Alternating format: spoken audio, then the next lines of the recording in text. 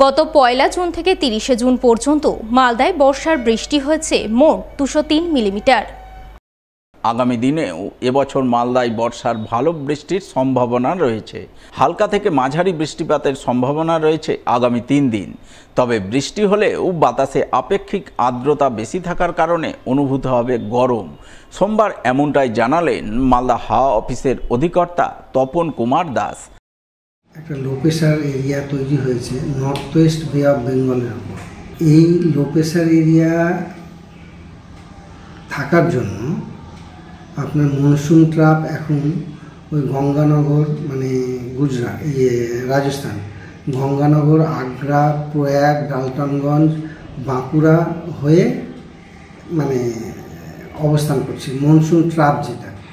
এবং এই মনসুন ট্রাপটা সাউদার্লি মানে সাউদার্লি হেলে আছে, টিল্ট মানে সাউদার্লি টিল্ট হয়ে আছে।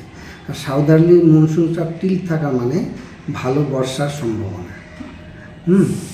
তা আমরা আশা করছি এই লো প্রেশারের জন্য আগামী 3 দিন আমরা light to moderate thunderstorm with rain পাব। থ্যালাসেমিয়া নির্ণয় এবং স্বাস্থ্য বিষয়ক এক সচেতনতা শিবির হয়ে গেল মালদার গাজল কলেজে।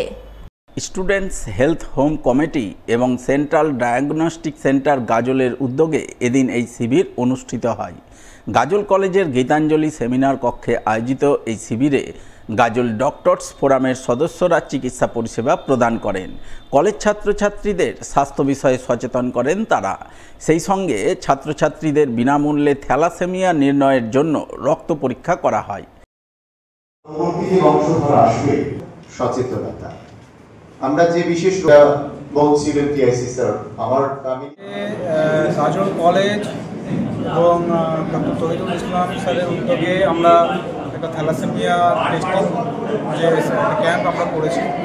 সেখানে 15 জন মেয়ে এবং 15 জন ছেলে তাদের রক্ত পরীক্ষা করা